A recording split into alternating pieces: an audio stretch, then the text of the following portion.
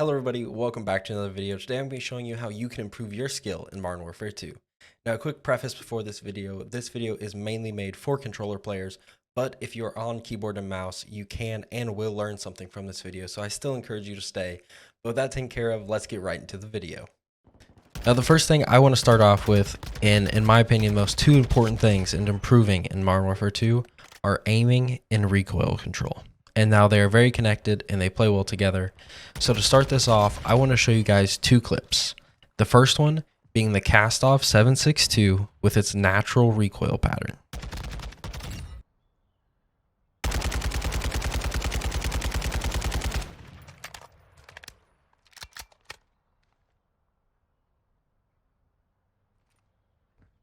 And now I want you to see the cast-off 7.62 with its recoil being controlled.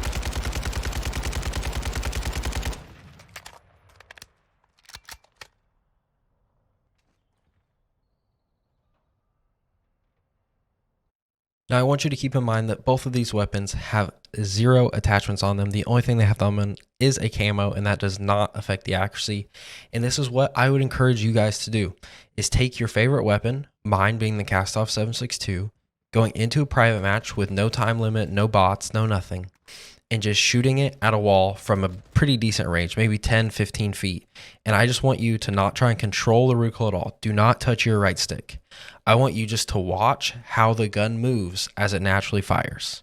Now for the cast-off 7.62, it's going to be moving up and to the right gradually. Now that is how most guns in this game work. The deviation you'll see is they'll either kick to the right or to the left. They all kick up, but they either kick to the right or to the left. And what you can do is after you see this, and I would do it a couple times just to get really used to it, you know how it looks as it's recoiling. Now it's time to actually start controlling it. And for those of you who have never tried to control your weapon, you've probably done it naturally without even thinking about it.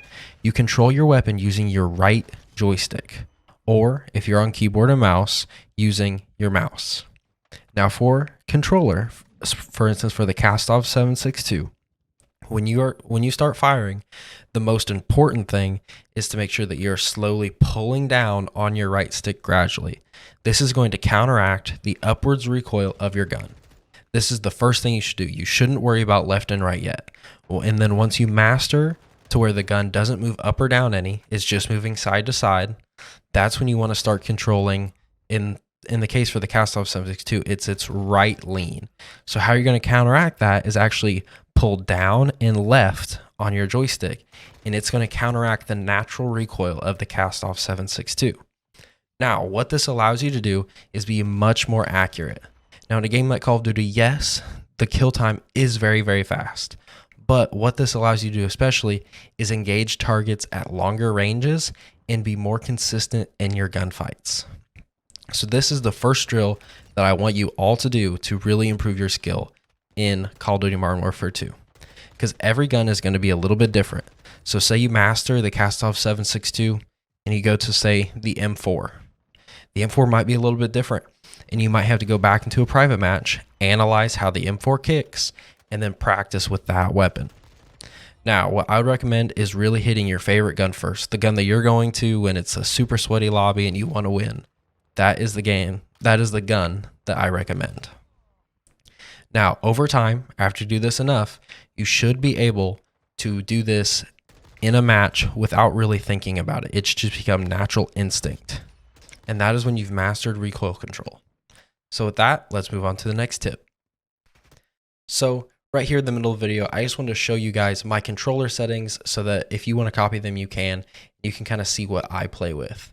Now, I use the default button layout because I have a scuff controller that has paddles on the back, so I don't need to play in tactical. But if you do not have paddles or do not use them, I would recommend playing in the tactical button layout. And now my controller vibration is off. I highly encourage everyone to be off. But here are my senses. This is what I really want to talk about. I play on a 5.5.1. Most pro players play on a 6.61. Me personally, especially in this game, 6.61 just felt a little bit fast, and especially at long ranges, I struggled to make sure I was staying accurate. But I do plan on increasing to a 6.61 in the future as I continue to practice and get better. I would encourage you to stay within that like 5 to 8 range. If you get outside that 8 range, you're just going to be too sensitive with your joysticks. You're not going to be super accurate, especially at that farther range. Now, as we moved here into the advanced tab, we obviously want to have aim assist on. I personally would recommend the Black Ops aim assist type. From the testing that I've seen, it is by far the strongest. It's a little bit stickier, and it has good rotational aim assist. Now, aim response curve, definitely want to be on dynamic. No matter which aim assist type you choose, make sure you want to be on dynamic. Basically, dynamic is going to just make you snap harder onto targets faster. And it's not going to be like this slow sweep into the target. You're going to snap right on them and stay on them. Dynamic is what every pro uses and what I'd highly recommend you to use. Now, these are my controller settings, not shown here, but my input settings are very, very low. My dead zone settings, I run 0.03. And that is because I have a very good controller that is relatively new and I have 0 stick drift. Now, you want to keep these settings as low as possible without getting stick drift. So if you have an older controller or maybe one that's a little beat up, you're going to have to increase these a little bit, but ideally you want to keep them as low as possible. So that's my settings. Now let's get back into the video. All right, here. So the next tip that I want all of you to do is create a free-for-all private match with bots. And what you're going to do first is set the time limit to unlimited and the score limit to 100. And then I personally decrease the match start time and I make sure that skip infill and all that just so I can get right into the game. Now, another thing that we want to change is the max health of the bots that are going to be in the lobby. Now, this is going to change the max health for you and the bots, and you want it to be set to 150. Now, this is really important because in this game, the time to kill is very, very fast. And we really want to practice making sure that we're hitting our shots accurately. And to do that, we want to make sure it's on 150, so it's actually going to take more bullets to kill. Now, another thing that I would highly recommend is having the radar always on. Now, this is just so you can have practice reading the radar, but also so you're not just running around looking for bots. Now, in this private match, I would recommend playing it like it's an actual game. Run around trying to get headshots and specifically aim for the head and just make this challenging. Now, the bots are going to be set on easy, but that's okay because we're not really caring about the bots shooting at you. We're just going to focus on really aiming for that upper chest and that head. We're going to be running around trying to get as many kills as we can.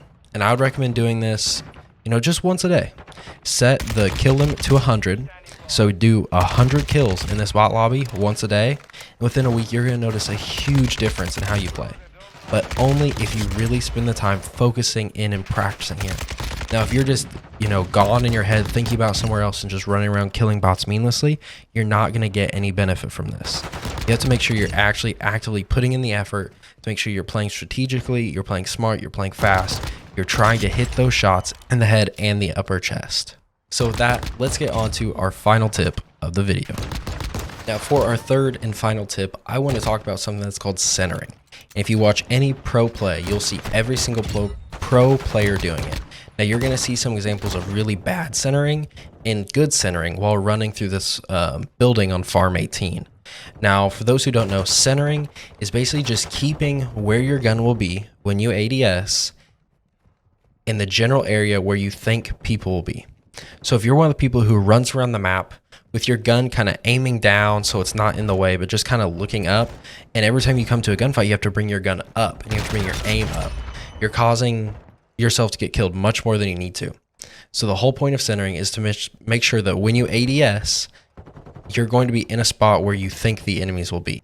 And one thing that's been in this Call of Duty that hasn't been in any others is a center dot. And this is great for helping you learn how to center your gun and center your screen. Now, as you'll see in these examples as I'm running through the buildings, you want to just keep that center dot at that mid-chest level running through the whole building. You don't want to be making like these sharp turns, not looking as you go around a corner. You want it to be, that little dot to be following through every little corridor that you go through. Anywhere a possible enemy could be.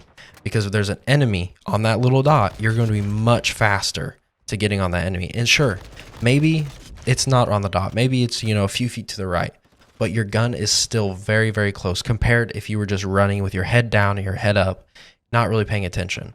Now, this is going to really help you in gunfights. You're going to be able to engage your enemy a lot faster and win a lot more gunfights.